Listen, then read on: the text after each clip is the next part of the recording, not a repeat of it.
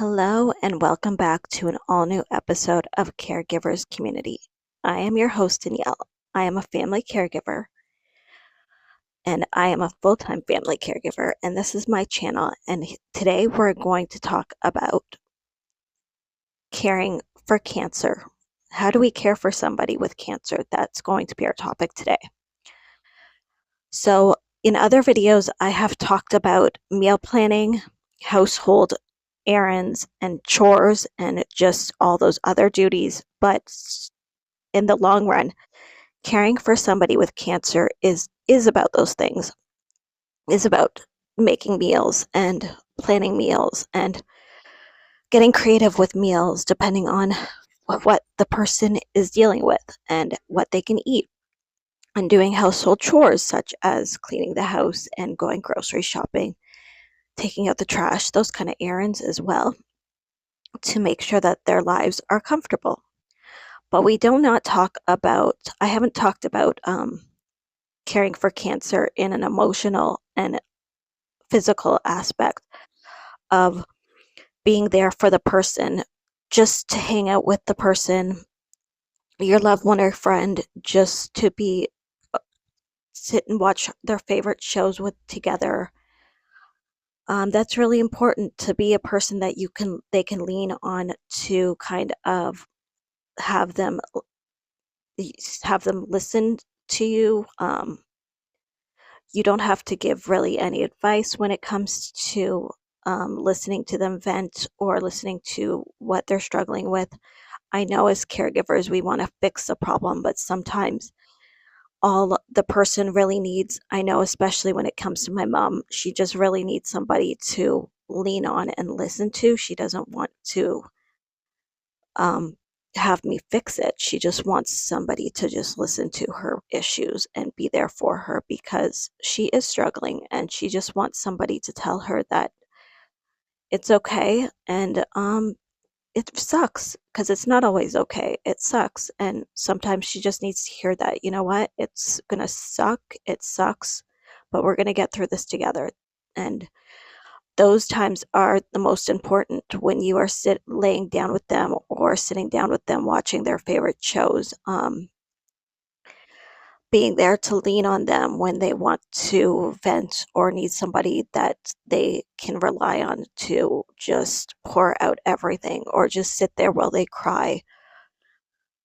These are difficult times, obviously, more so for even anybody to understand. I know as a caregiver, leaning on somebody and wanting to fix the problem is what we want to do. We want to fix everything, and sometimes we just can't. We have to just sit there and listen to our loved one and listen to their issues, and be an ear to lean on, be an emotional support to have, because it's an emotional journey. It's not just a physical journey. And spending time with the person that you love, whether it be a friend or a neighbor or a loved one who is going through cancer, it's important, because you're not going to regret those times that you spent with them and that you had with them, even if it's just sitting down and watching a movie or watching a soap opera or just something so cheesy. But also, with an emotional aspect of cancer, is laughter. You need to have as much laughter as humanly possible when it comes to caregiving with cancer. Um, you, I know it's hard to laugh during those times, but you, the person that you're caring for and yourself, you need to have times of laughter, because laughter is really important. And I know that we don't look at laughter like it's something that's important. It's just laughing. But in the darkest times, when you're going through something like cancer, you need laughter. You need you need to watch stuff that makes you laugh. You need to joke about things that are dark and scary. And having cancer is a dark and scary journey. So the more that you put yourself out there in these positive lights, and you find time to laugh, and also find time to cry because it's important to feel both of those emotions because you can't carry on those emotions because it will just lead to you feeling heavy and drained and burned out. I know that it's hard to do that because we as caregivers want to act like we want to be strong all the time, and it's not possible. It's exhausting to be strong all the time. Sometimes you just gotta be weak. Sometimes you just gotta laugh. Sometimes you just gotta listen. And sometimes you just gotta take time to just watch a movie or stop what you're doing and just watch a soap opera for an hour before you get back to those chores because you're not going to regret the time that you spend with the loved one that does have cancer, regardless of how long they have it. They could have it for a couple of years, they could have it for 10 years, they could have it for 5 years, they could have it for 20 years. But you're not going to regret that time that you spent with them listening to what they need and listening to them vent and listening to what they're going through. You don't have to have all the answers. All you have to do is just take that time to listen, support, and you don't even have to reply sometimes. You just have to sit there and be that emotional support. Hold their hand if they're going through pain and hold their hand even when they're not. Hug them. Don't be scared to act normal with the person that you love because you only have so much time on this planet and you got to soak it all up.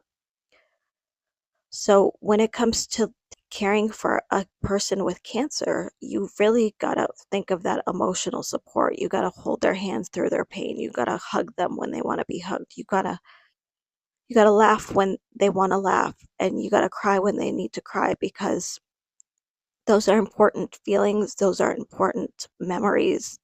These are just important things that like you need to experience. You can't always be the savior in this situation as a caregiver. You can't always let yourself be the fixer and want to save everybody. I know that it's really hard to take off that hat, but you need to sit there and you need to listen to the person that you're caring for and you need to have an open conversation with them and so you both don't feel like you're losing something because both of you are going to lose parts of yourself as you become the caregiver and one has the cancer. You're going to feel like you're grieving parts of yourself and you're going to grieve parts of the person that you are caring for, but that doesn't mean that you necessarily need to stop being who you are in the relationship that you do have with the person that you are caring for because they're still a human being and they still are your loved one and they need as much support as they can get. So watch that show with them, watch that movie with them. Take time out of your schedule to stop being so busy, to stop doing all the household chores, stop making the meals. Just focus on the moments that are really special, the moments that are really needed because there will be constant doctor's appointments. There's always going to be dishes that need to be done and food that needs to be made. But the most important moments are the ones when you are listening to the loved one that you have to take care of and you are spending time with that person because you don't know how much time they have on this planet. So spend as much time with them, listening to them, caring for their needs in different ways, such as listening, so emotional support, hand holding, hugging, kissing. Make them feel like a person because they are a person. They're just a person that's going through a situation that isn't easy. So when it comes to caring for a person with cancer, it's more about that emotional support rather than the emotional support I find is more important rather than everything else, like the errands, the household chores, the meal planning. The emotional support is the most important part because those are the parts that we're going to remember. We're not going to remember the meals that we had to make, the dishes that we had to do. We're not going to remember any of that stuff. We're just going to remember the times where we laid down in a bed with them and watched their favorite movie and we laughed and we giggled And those memories matter more than just doing all the duties that we have to do as caregivers. Those are important duties, don't get me wrong, like to do um, the dishes and household chores and errands and make meals. Those are important, but spending time with the person that you love and creating a safe environment where they can vent and they can feel like they can vent to you because they know that it's a safe place. They know that you have their back because you're going to advocate for them if they're in pain. You need to just be two people that are in a relationship, whether that's a mother-daughter relationship, a mother-son, a husband and wife. You need to be that person that's also normal with them and consistently normal with them, because once they feel like you're not being normal with them, they start to feel like they're a burden. They start to feel like they're sick. And I think just consistently keeping the attitude of everything is normal, whether it's constantly going to doctor's appointments still, and they might be a lot of doctor's appointments, they might be weekly, they might be monthly. Still take that time though to sit down and watch their favorite show with them and laugh and vent to them like a normal person, and let them vent. And if you don't have the answers, that's okay. You don't have to have the answers. You just need to be an ear to lean on. You need to let them cry. You need to let them hug you.